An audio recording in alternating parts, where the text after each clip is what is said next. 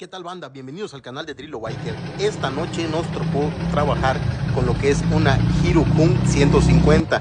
Nos las trajeron porque comenta el cliente que la motocicleta se aceleraba de golpe e incluso se apagaba. Entonces, ¿qué fue lo que hicimos?